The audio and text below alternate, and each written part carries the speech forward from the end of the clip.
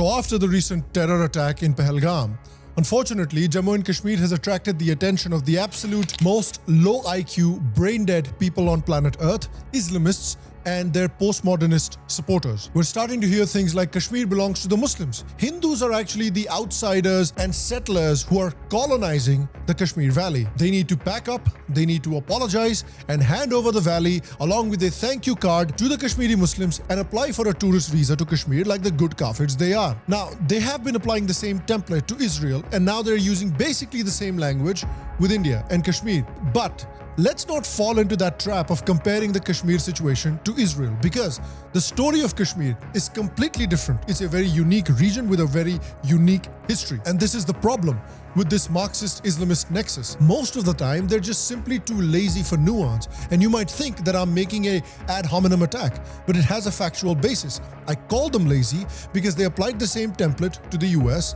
Israel, and now Kashmir, which have three very different histories. According to these people, all three of them are doing settler colonialism. So let's talk about the history of Kashmir, because if you believe the secular narrative, the history of Kashmir started sometime around the 14th century, and everything before that was just an inconvenient fever dream.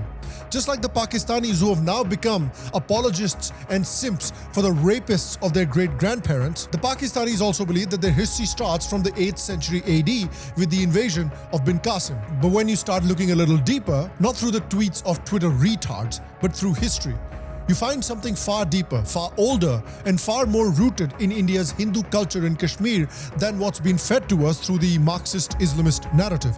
Long before any mosque, madrasa, or even a Muslim invaded, again, I'm using that word very responsibly, invaded Kashmir, Kashmir was already glowing with the light of Indian Dharma.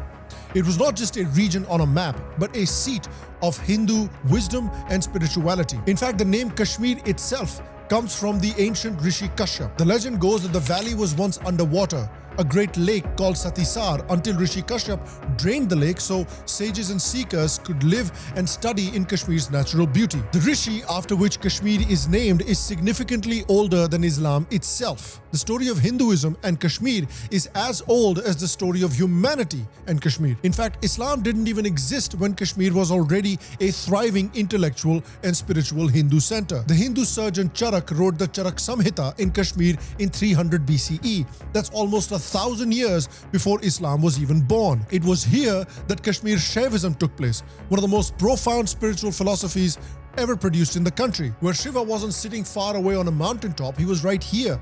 Shiva was always part of you. Philosophers like Abhinavagupta, Vasugupta, Utpaladev, these weren't just thinkers, they were civilizational giants fulfilling the purpose that Rishi Kashyap envisioned for Kashmir, while Islam was busy slaughtering everyone who wasn't willing to call Ola or Uber. Abhinavagupta's writings on aesthetics, tantra, and metaphysics are being studied across the world even today. Even Adi Shankaracharya, the great unifier of Indian philosophy, traveled to Kashmir and established a shrine on the hill now called Shankaracharya Hill. That's because Kashmir wasn't just a stop on his journey. Shankaracharya made a recognition, just like millions of other Indians, that Kashmir was spiritually central to India, just as important to the Indian civilization as Ayodhya, Tirupati, Rameshwaram, or Somnath. I want to ask you, are the Saudis settler colonists in Riyadh?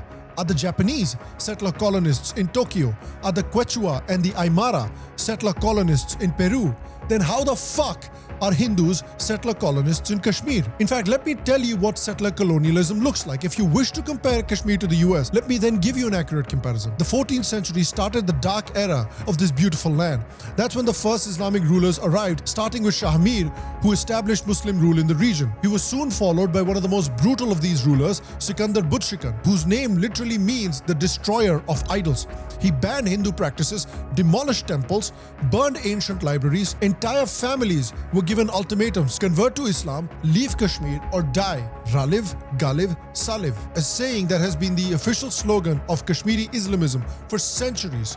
Most recently heard in the 90s when the Hindu population was ethnically cleansed and nearly 400,000 Kashmiri Hindus were forcibly displaced from their ancestral lands. Ring a bell? That's what settler colonialism looks like. What other group of people were forcibly pushed off their lands into reservations and their lands stolen by another group of people? Who were the settler colonists then? According to the Marxist Islamist nexus, the Native Americans who got their land stolen would be the settler colonists. Every generation of Kashmiri Hindus after that has lived with the burden of being a minority in their own homeland. Even under Aurangzeb, the brutal Mughal ruler, that pattern continued. It was during that time that Guru Tegh Bahadur, affectionately called Hind Di Chadar or the Shield of India, the 9th Sikh Guru, stepped in to protect Kashmiri Hindus from forced conversions. He was ultimately martyred in Delhi for trying to protect the native culture of Jammu and Kashmir. This is how much it meant to everyone in India, not just Kashmiri Hindus, to protect these people, this land, this heritage. So basically, blaming Hindus for the problems in Kashmir and settler colonialism is absolutely the worst form of victim blaming. It's exactly the same as blaming a woman for getting assaulted. Again, anywhere else, if this happens to an indigenous culture, it is rightly called out as settler colonialism. I mean, hell, look at fiction. In Star Wars, when the evil empire forcibly took over planets, these people would have called the rebels fighting against the empire settler colonists if they were Hindus. So now when these very people whose ancestors built Kashmir, lived in it, prayed in it, try to reclaim their land, their temples, their culture, their story, they're told, stop being communal.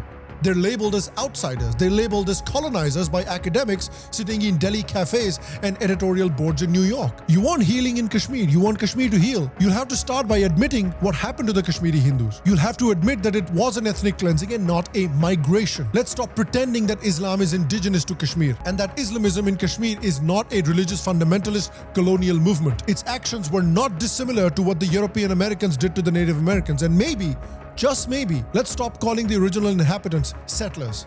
So don't get mad when people push back and call you a cunt for suggesting that Hindus are settlers in Kashmir.